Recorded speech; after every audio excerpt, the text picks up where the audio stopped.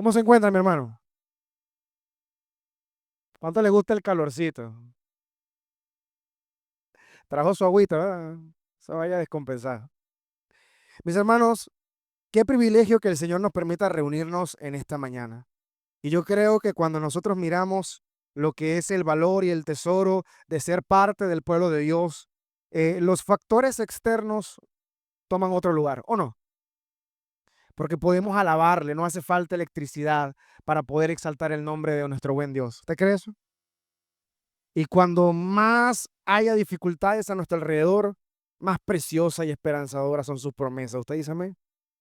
Por eso damos gracias a Dios por esta mañana. Sean todos bienvenidos, a los amigos, a los hermanos.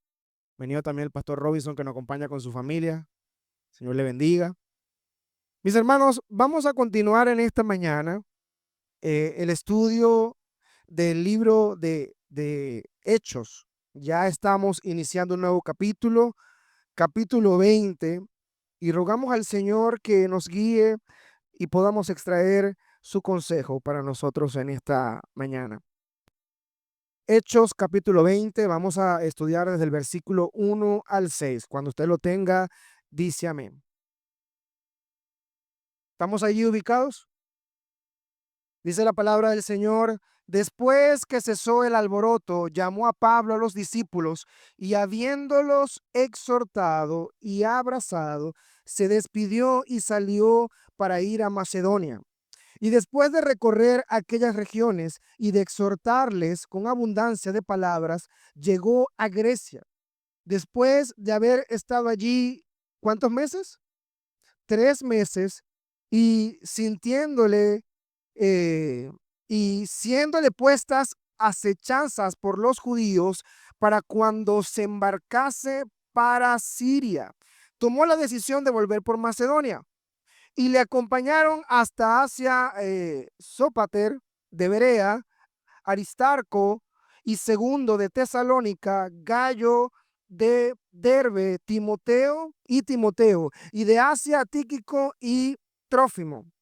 Estos, habiéndose adelantado, nos esperaron en Troas, y nosotros, pasados los días de los panes sin levadura, navegamos de Filipo, y en 5 días nos reunimos con ellos en Troas, donde quedamos, ¿cuántos días? 7 días.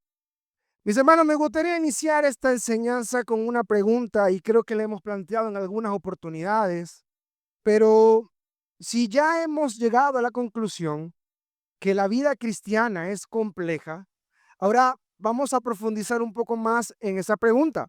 ¿Usted cree que la vida ministerial es sencillo?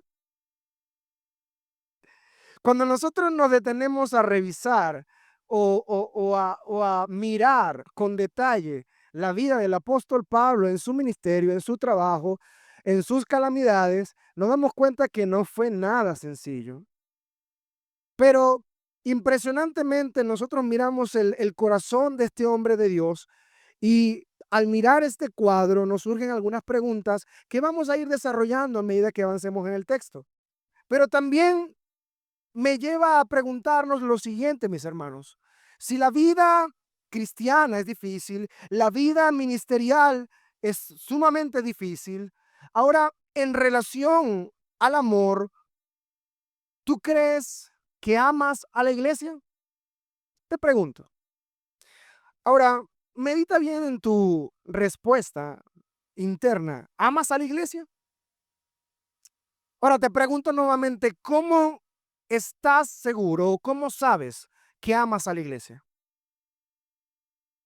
Si tu respuesta es, bueno, yo amo a la iglesia porque me siento bien, o yo amo a la iglesia porque paso tiempos agradables, amo a la iglesia porque es un lugar chévere, cómodo, me gustan las canciones. Creo que deberíamos detenernos a pensar mucho más cómo nosotros podemos demostrar ese amor por el cuerpo de Cristo de forma práctica. El capítulo 20 de Hechos muestra cómo la vida del apóstol Pablo nos enseña sobre el amor profundo por el pueblo de Dios y cómo ese amor puede ponerse en obras en la vida cristiana. Y a lo mejor al leer este texto usted dirá, pero mi hermano, ¿qué relación tiene esto con el amor? Lo vamos a desmenuzar, por así decirlo, a medida que vayamos avanzando en el texto. Vamos a mirar dos formas en cómo el apóstol Pablo demuestra su amor por la iglesia en su trabajo misionero. Y la primera forma que nosotros vamos a mirar, mis hermanos, y presta atención, es que Pablo muestra ese profundo amor por el pueblo de Dios a través del aliento y la exhortación. Por cierto, el tema de esta enseñanza es un amor genuino por la iglesia, un amor genuino por la iglesia. En este punto, mis hermanos, ya Pablo está finalizando su tercer viaje misionero. Estamos ubicados allí entre el 52 y 57 después de Cristo. Y lo primero que nos indica el texto, vaya nuevamente al versículo 1 del capítulo 20, dice, después que cesó el alboroto.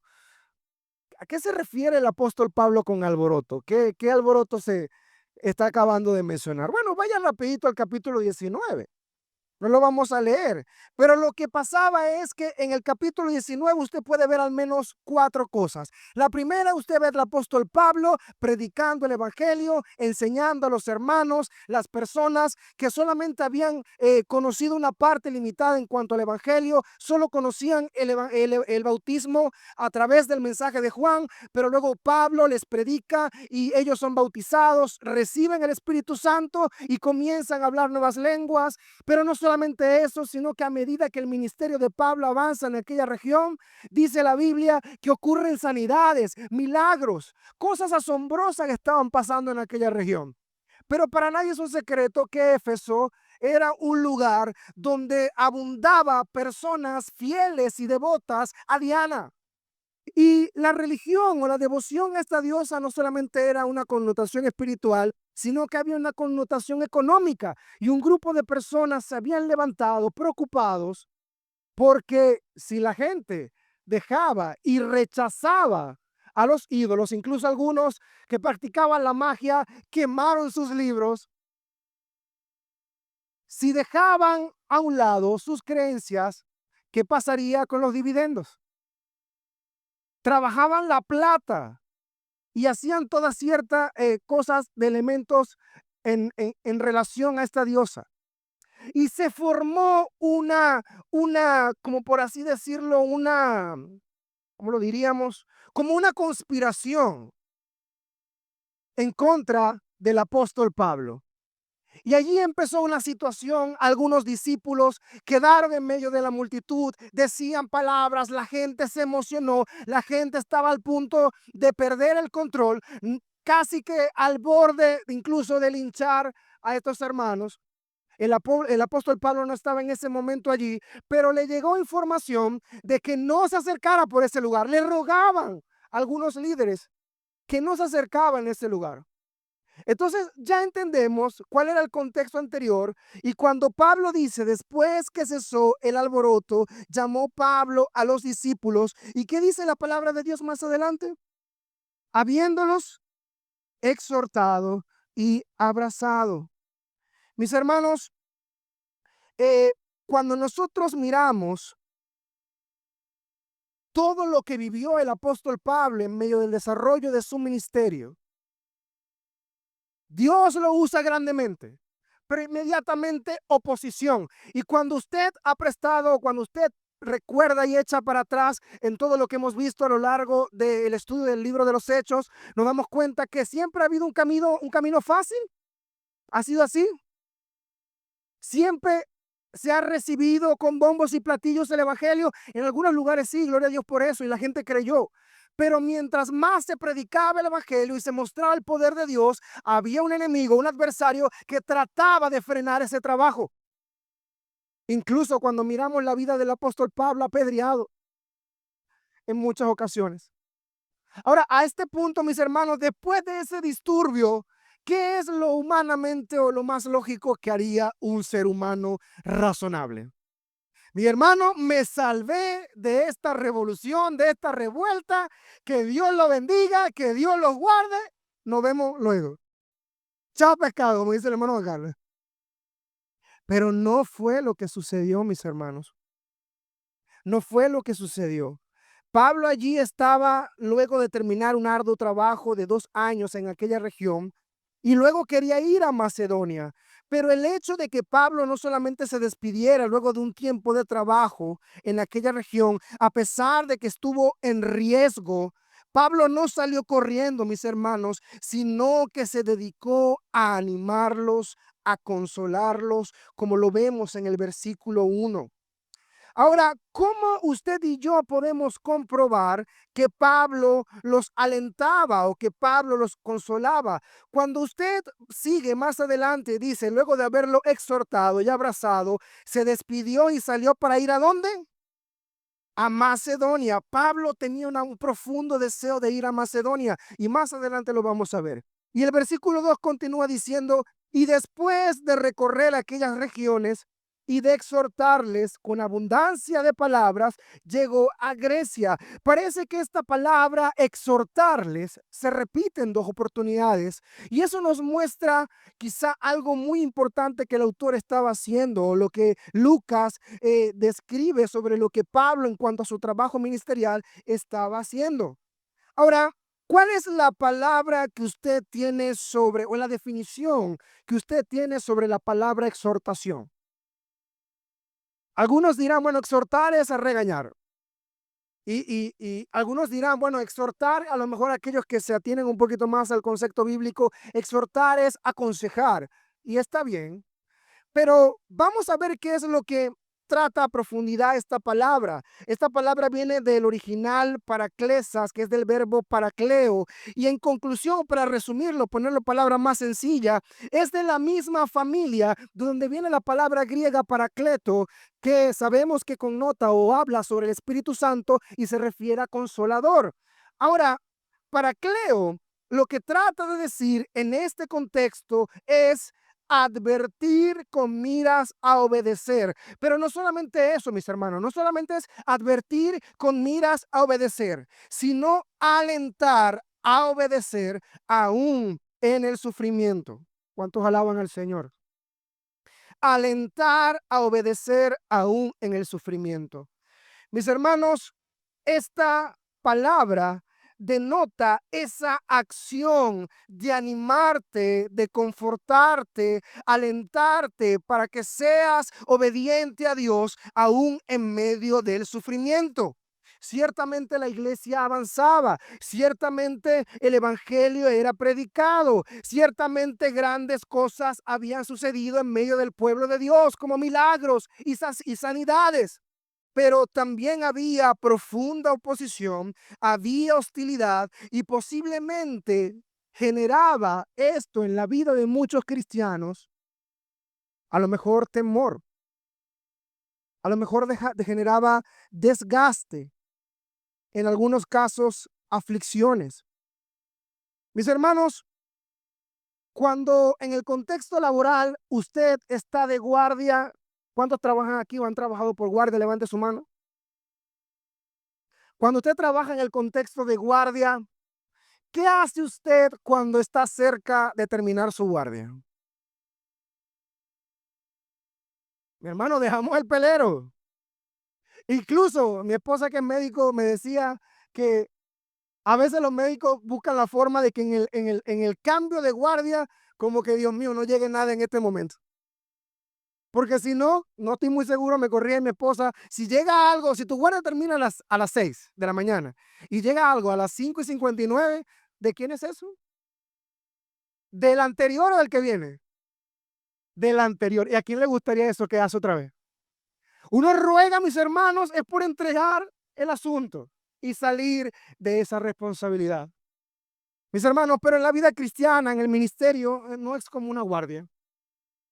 La vida cristiana ciertamente tiene sus desafíos y más allá, cuando Dios llama a cada uno de nosotros al ministerio en el sentido de predicar las buenas nuevas de salvación, No es solamente decir, ya yo cumplí con una tarea, me voy, ya yo terminé este discipulado, que te vaya bien, ya yo visité este hogar, que Dios te bendiga. Mis hermanos, tiene que ver con el profundo deseo, con la actitud, con la acción de que en medio de las adversidades que usted y yo podamos estar viviendo, una forma genuina de amar a la iglesia es que en medio de las dificultades, en medio de las pruebas, en medio de la rudeza de la vida cristiana, nosotros los creyentes podamos dedicar tiempo en alentarnos, en estimularnos, en animarnos a avanzar en esta carrera, cueste lo que cueste. Y eso es lo que hizo Pablo con los hermanos, aún en medio de salvarse de un alboroto. Ahora, ¿por qué entendemos del amor de Pablo hacia la iglesia? Lo acabamos de justificar, mis hermanos. Nadie que ame profundamente o nadie que no ame profundamente el cuerpo de Cristo se sacrifica tanto. Nadie que ame al Señor, a su iglesia y su obra, está dispuesto a dejar la comodidad simplemente de poner su vida en peligro para cuidar a otros que están allí batallando. Mis hermanos, tienes que amar a la iglesia para poder hacer eso. Ahora parto nuevamente la pregunta que te hacía al inicio. ¿Amas a la iglesia? ¿Sí podemos ahora profundizar más sobre nuestro concepto de amor hacia el pueblo de Dios? Mis hermanos, algunas aplicaciones que podemos nosotros mirar en este primer punto, vamos a compartir dos nada más en esta mañana, es que hay momentos donde la vida, el trabajo ministerial es pesado, hay oposición, hay cansancio. La misma vida diaria de esta carrera puede desgastar y como aprendíamos en otra oportunidad a través de la carta del mismo Pablo a los Corintios, que a medida que el hombre exterior se desgasta, ¿qué pasa con el interior? Se renueva, pero no es fácil. eh, el hecho de nosotros invertir tiempo en ayudar a otros, no es solamente para decir qué fuerte es, qué difícil es, sino para mirar a aquellos que están allí a lo mejor batallando. Si te queda un poco de ánimo, si te queda un poco de estímulo, aprovéchalo en compartirlo con los que te rodean, con los hermanos en la fe. ¿Cuánto dicen amén? Por eso tenemos que aprender a animarnos, a alentarnos, a no desmayar en tanto a las dificultades.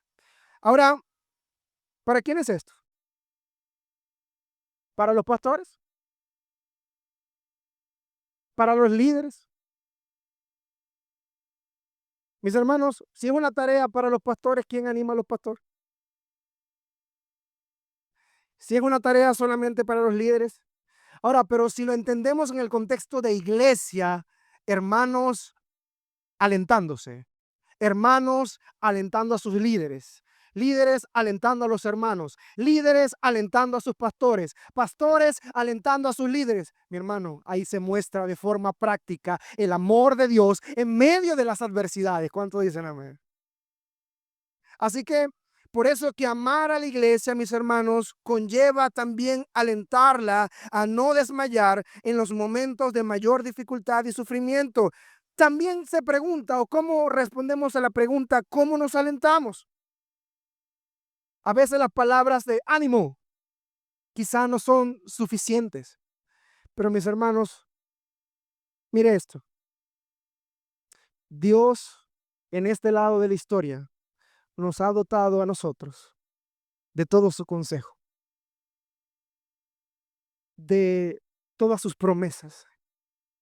A veces no tendremos las palabras correctas o suficientes para brindar consuelo a una persona. Hablo de nuestras palabras, pero las palabras de Dios son suficientes para poder alentar cualquier corazón quebrantado, abatido, en medio del dolor, en medio de la tragedia. No solamente porque diga palabras bonitas, sino porque te recuerda una esperanza indestructible, mucho más allá del dolor que podamos enfrentar en este mundo.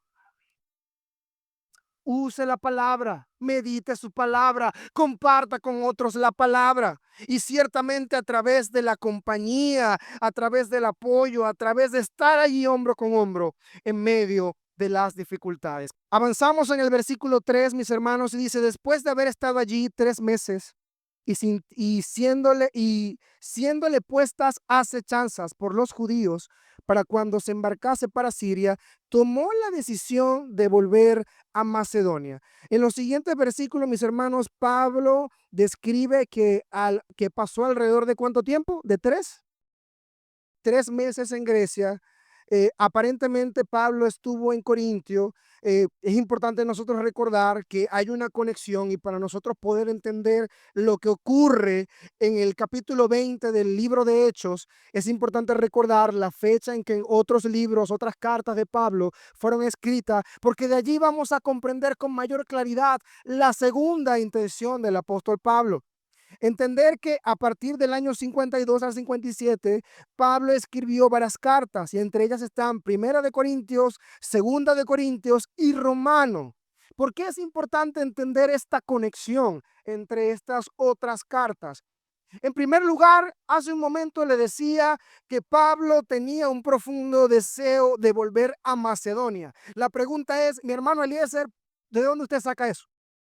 Bueno, vamos un momentico, mis hermanos, al libro de Romanos. Vamos allí, capítulo 15, y vamos a leer desde el versículo 25, aproximadamente el 27. Estamos allí, Romanos capítulo 15, versículos 25 al 27. Dice, mas ahora voy a Jerusalén para ministrar a los santos, porque Macedonia y Acaya tuvieron a bien hacer una ofrenda para los pobres que hay entre los santos que están en Jerusalén, pues le pareció bueno, y son deudores a ellos, porque si los gentiles han sido hechos participantes de sus bienes espirituales, deben también ellos ministrarle de los materiales. La razón principal de Pablo era regresar a Jerusalén. Pero antes de regresar a Jerusalén, Pablo quería ir ¿a dónde? A Macedonia. ¿Y por qué Pablo quería ir a Macedonia, mis hermanos? Si usted prestó atención, creo que lo podemos responder. ¿Por qué Pablo quería ir a Macedonia? Porque se estaba preparando una ofrenda, un aporte para llevarla a los hermanos, a los cristianos que estaban en Jerusalén. Ese era el propósito. Ahora, ¿cuál era la motivación de Pablo de recoger esta ofrenda y llevarla a Jerusalén? Es importante entender, mis queridos hermanos, que cuando nosotros miramos el libro de Hechos y regresamos quizá algunos meses atrás, cuando estuvimos en el capítulo 6 del libro de los Hechos, nosotros podemos entender que la iglesia de Jerusalén fue brutalmente, ¿qué? Perseguida. Había persecución. Y no solamente, mis hermanos, había una profunda persecución, sino que cuando nosotros avanzamos al capítulo 11, versículo 28, se describe que también en aquella región había hambruna. ¿Cuál era la motivación del apóstol Pablo entonces, mis hermanos? Regresar a su tierra, por así decirlo, porque quería estar cómodo, porque ya había culminado un trabajo y quería tomarse unas vacaciones. Mis hermanos, la intención del apóstol Pablo de pasar por todo este recorrido, de encontrarse con oposición, de tener que estar avanzando en la predicación del mensaje, a pesar de que personas tramaban, no solamente apresarlo, incluso hasta matarlo, era el profundo amor por la iglesia de Cristo. Y una forma práctica que nosotros vemos en esta segunda sección, por así decirlo, es que Pablo demuestra su amor, en primer lugar, alentando y animando a los cristianos. Amén. Pero en segundo lugar, Pablo también demuestra su amor por la iglesia es a través de los aportes de los creyentes para los cristianos perseguidos.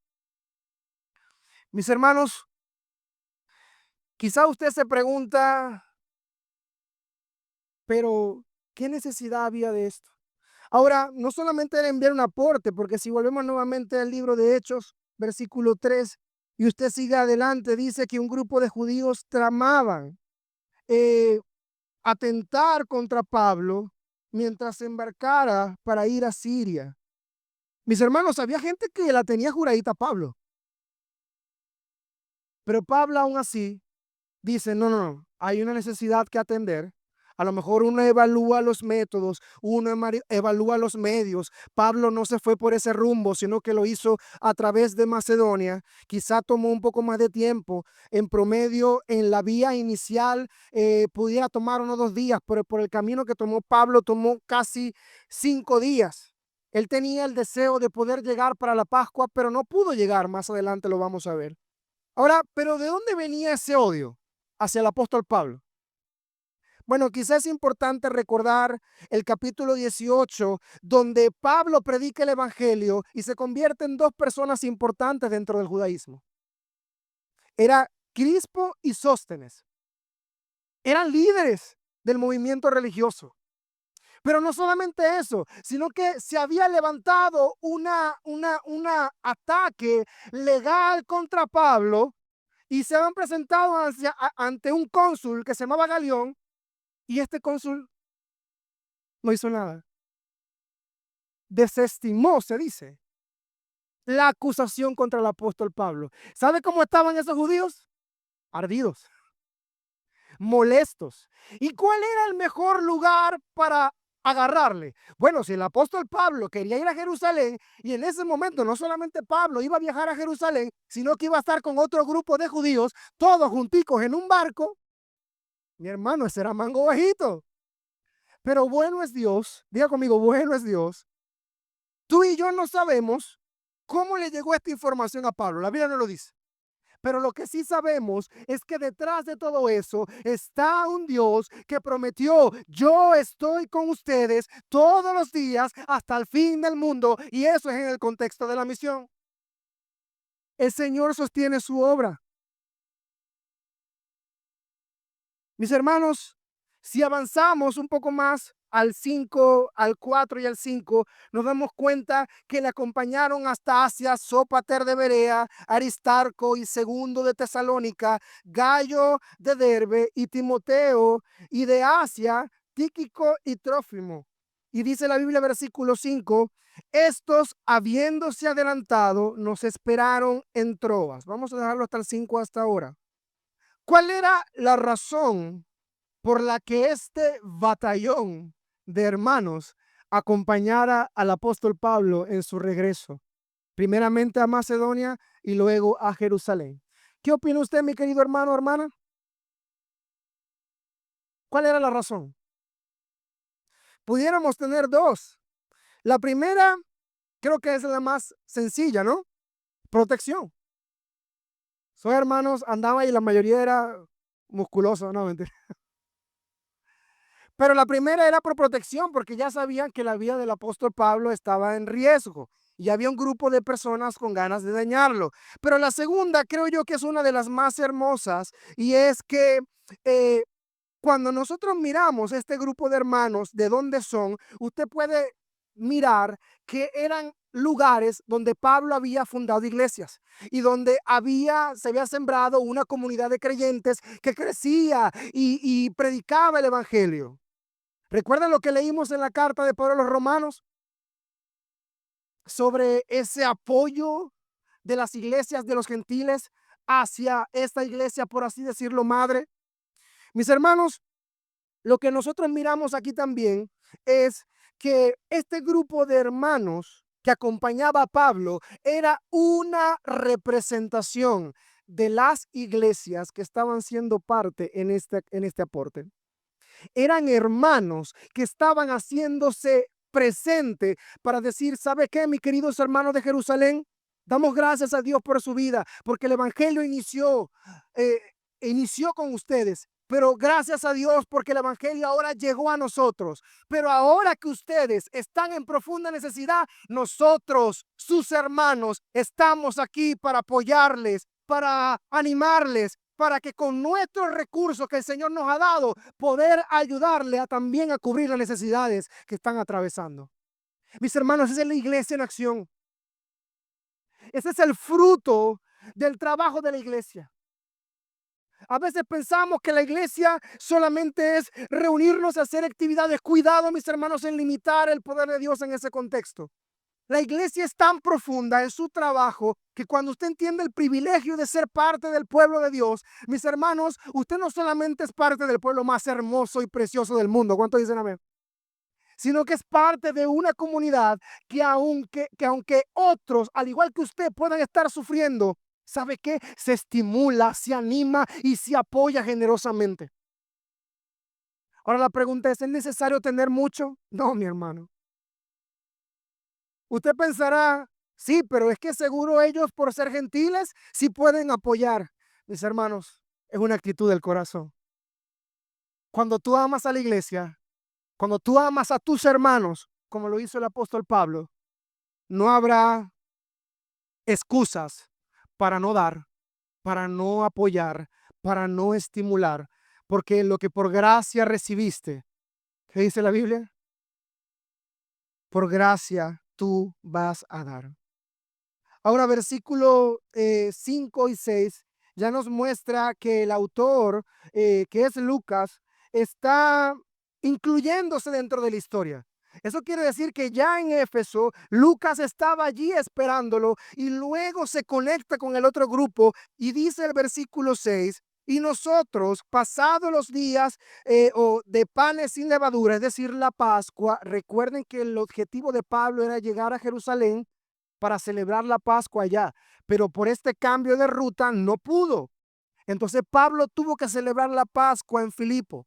Por eso dice, pasados los días de los panes sin levadura, navegamos de Filipo y en 5 días nos reunimos con ellos en Troas, donde nos quedamos 7 días. Mis hermanos, en conclusión, cuando usted mira todo este cuadro, nos damos cuenta que no es un cuadro fácil de entender, a menos que lo comparemos con el resto de las cartas del apóstol Pablo. Pero en resumen, y la idea que más resuena en la actitud y ministerio del apóstol Pablo, nosotros podemos ver el profundo amor, el genuino amor de Pablo por la iglesia, manifestado como en un viaje lleno de adversidades, se preocupaba por avanzar. Cuando más lo perseguían para matarle, más Dios le daba oportunidades para que otros conocieran acerca del evangelio. Cuando incluso más pudo haberse sentido solo, Dios colocó un grupo de hombres valientes, fieles, dispuestos a acompañarle en esta carrera, porque todo hombre que trabaja en el ministerio necesita recordar que no está solo. Y Dios lo hace también al apóstol Pablo. Mis hermanos, mi hermano que trabajan en el ministerio y que ha sufrido, no estás solo. No estás sola. Principalmente Dios está contigo, pero estoy seguro que Dios añadirá hombres, mujeres a tu alrededor que te van a acompañar, que te van a levantar y van a ser ese brazo de apoyo en medio de las adversidades para recordarte que vale la pena servir al Señor. Algunas aplicaciones finales, mis hermanos. Cuando pensamos en definir el amor práctico que Dios desea que cultivemos, creo que a veces lo hacemos complejo, ¿sí? A veces cuando hablamos de amor, lo hacemos muy complejo. Nosotros lo hacemos completos. Pero amar es alentar. Amar es dejar tu comodidad para acompañar a otros. Amar es estimular, no solamente dar ideas de que todo lo puedes. No, no, no. Estimular es exhortar, como lo dice la palabra, recordando las promesas de Dios y haciéndole ver que aunque tus fuerzas se desgasten, el Señor es tu mayor fuerza que te permite y te sostiene en medio de las adversidades. Amar es sacrificio. La Biblia nos enseña que los esposos tenemos la gran responsabilidad de amar a nuestras esposas. ¿Bajo qué medida? Como Cristo amó a la iglesia. Yo creo que ese es el estándar más alto. Usted se pregunta, ¿Cómo debo amar a mi hermano? Bueno, mi hermano, si nosotros tomamos el ejemplo de Pablo y lo hacemos una aplicación hoy en nuestra vida, piensa, requiere sacrificio. A lo mejor no vas inicialmente a decir, bueno, vamos a ayudar inicialmente a los hermanos de Nigeria. Dios no permite hacerlo, amén. Pero a lo mejor Dios inicialmente te permite a tu hermano que tienes a tu lado.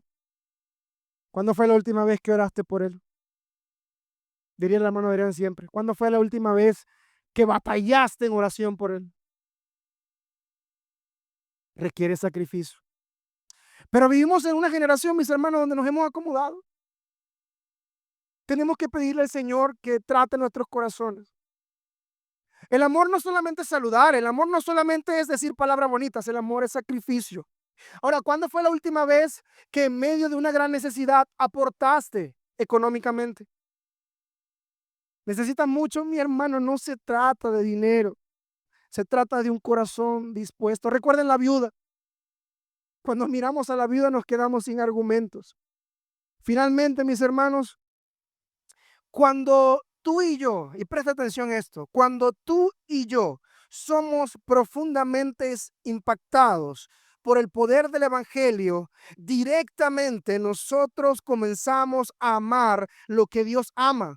Y allí está su iglesia. Y ese amor se fomenta a través del aliento, a través del consuelo, a través del estímulo a no desmayar ante las dificultades.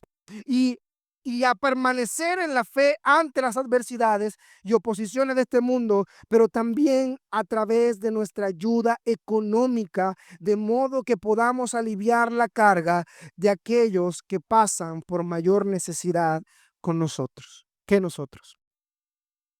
Hay mucho que entender, mucho que digerir, pero ¿sabes algo, mi querido hermano? La vida del apóstol Pablo nos enseña que si somos parte de ese cuerpo precioso, y hemos entendido el evangelio, mis hermanos, vale la pena esa cuota de sacrificio. ¿Cuántos alaban su nombre?